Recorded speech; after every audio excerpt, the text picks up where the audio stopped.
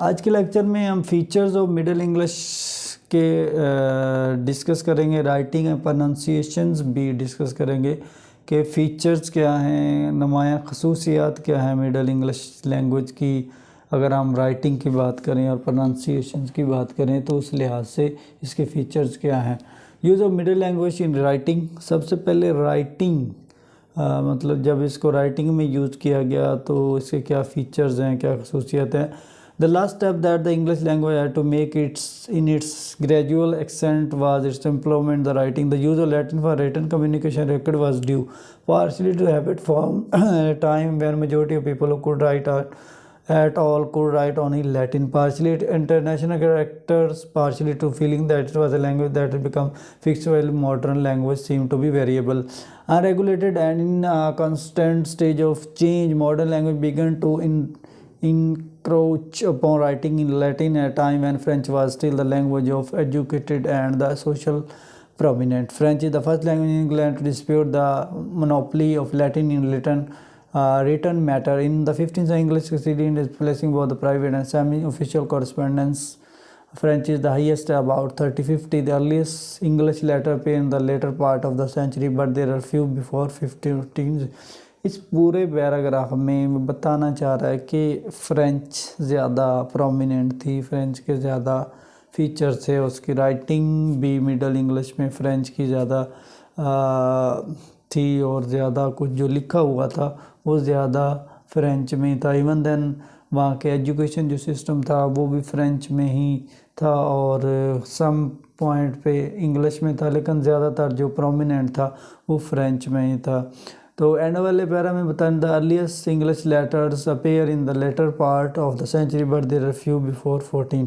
मतलब जब स्टार्टिंग में इंग्लिश के जो लेटर्स जो अपेयर हुए लेकिन वो ज़्यादा प्रोमिनेंट नहीं थे बनिस्बत फ़्रेंच के। फ़्रेंच ज़्यादा फेमिलर थी according to middle English point of view. तो उसके बाद सेकंड पैराग्राफ में क्या कहना चाह रहा है कि कहता है 40 English letter were everywhere the rule it was adoption English for official records and English were the records of towns and girls. About 40-30 number of towns translated their ordinance and their books of custom into English. English became general in their transaction after 40-50.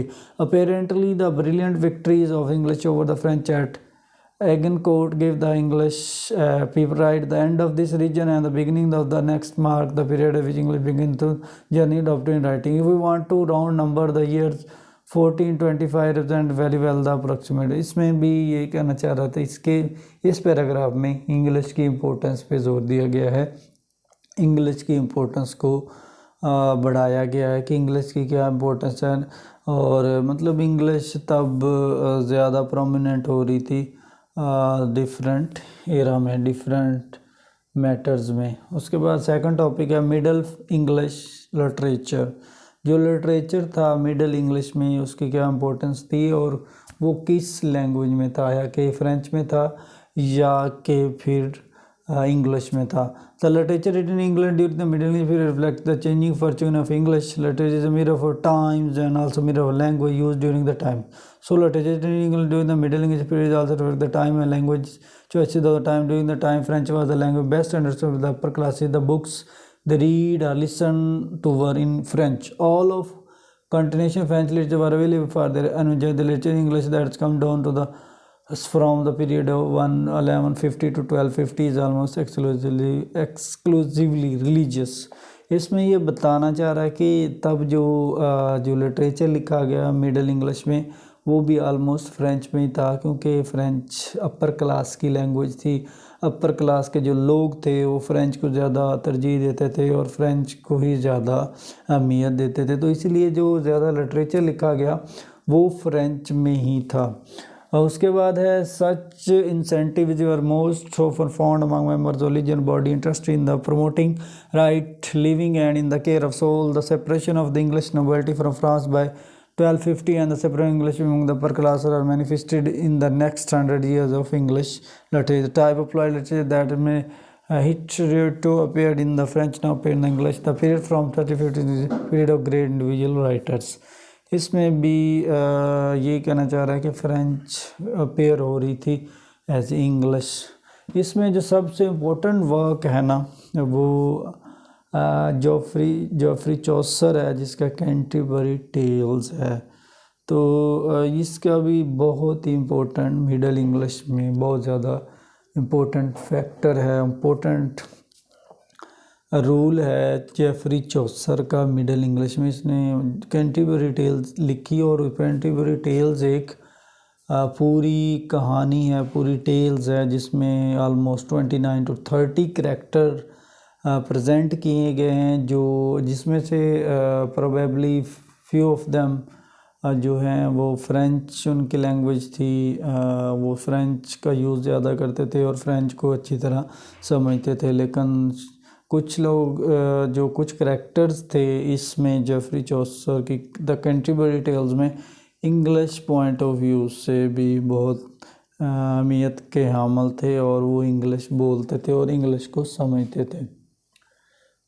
उसके बाद है जी change in pronunciations Middle English. मतलब Middle English में pronunciation में क्या change है? Many change in pronunciation took place in the translation from Old to middle English. Middle English phonology necessity somewhat speculative when it comes to the preserving any language only written formula in present. We have a very large text crops of Middle English which show that Middle English dialects vary greatly over both time and place. In contrast, the modern English spelling were phonetic rather than conventional. Words were spelled according to how they sounded. There was no formalized system and no accuracy like today. तो मतलब ऐसा ऐसा changing होनी शुरू होगी, pronunciation old से middle English में convert होना शुरू होगी, और बहुत सारी चेंजिंग रूनुमा होगी इस एरा में। उसके बाद है middle English change in vowel sounds. मतलब वॉवल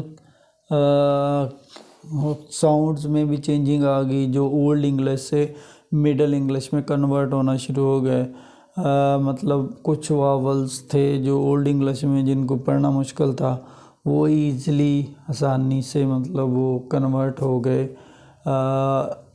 ओल्ड से मिडल इंग्लिश में, और लोगों को उससे काफ़ी हेल्प मिली, काफ़ी सपोर्ट मिली, और काफ़ी सपोर्टिंग मटेरियल उस लिहाज से सीखने को मिला।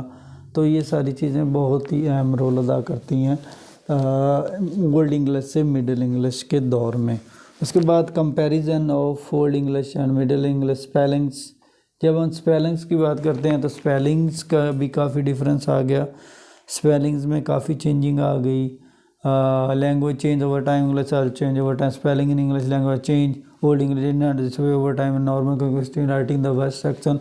मतलब काफ़ी चेंजिंग आ गई। जब हम कंपैरिजन करें तो old English and middle English के स्पेलिंग्स, ओल्ड इंग्लिश में स्पेलिंग्स को लिखना और स्पेलिंग को पढ़ना बहुत टफ था, लेकिन मिडल इंग्लिश की बात करें तो उसमें काफ़ी इजीनेस पैदा होगी और लोगों में अवेयरनेस होगी और लोगों में काफ़ी चीज़ें न्यू डेवलप होंगी जो कि उसके आसानी का बहस बनी, और इससे काफ़ी लोगों को फ़ायदा हुआ। तो मतलब कंपैरिजन करें अगर ओल्ड इंग्लिश और मिडल इंग्लिश, तो डेफिनेटली ओल्ड इंग्लिश टफ थी, मिडल इंग्लिश उसकी बनिस्बत ज़्यादा इजी थी, और ऐसा ऐसा चेंजिंग की वजह से काफ़ी कुछ न्यू सीखने को मिला और काफ़ी न्यू चीज़ें डेवलप हुई। उसके बाद एंड पे जो लास्ट पॉइंट है, न्यू स्पेलिंग कन्वेंशन। मतलब new orthography give English writing quite a new look, a number of new consonant symbol were introduced, symbol G was introduced with the stop represented OEs and OE spelling was retained only for frictive. So there was a great transition spelling from Old English to Middle English.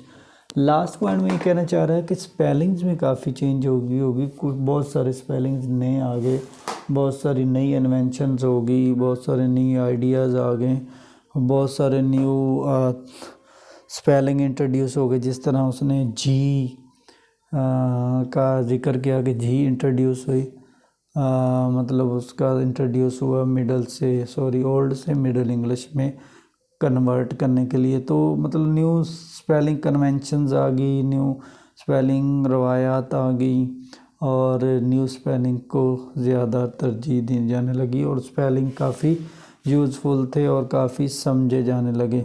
तो आज के lecture में हम middle English को discuss किया according to writing point of view and pronunciation point of view. तो इसमें मतलब जो मिडल इंग्लिश को जब राइटिंग में के पॉइंट ऑफ व्यू से देखा गया तो क्या क्या चेंजिंग आई, कौन से फीचर उसमें चेंज हुए, तो ये सारी चीज़ें इसमें डिस्कस की गई।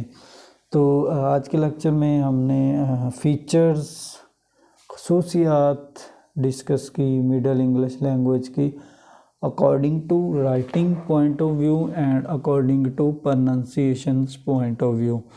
तो आपको उससे काफ़ी हेल्प मिलेगी according to features of middle English language and pronunciation.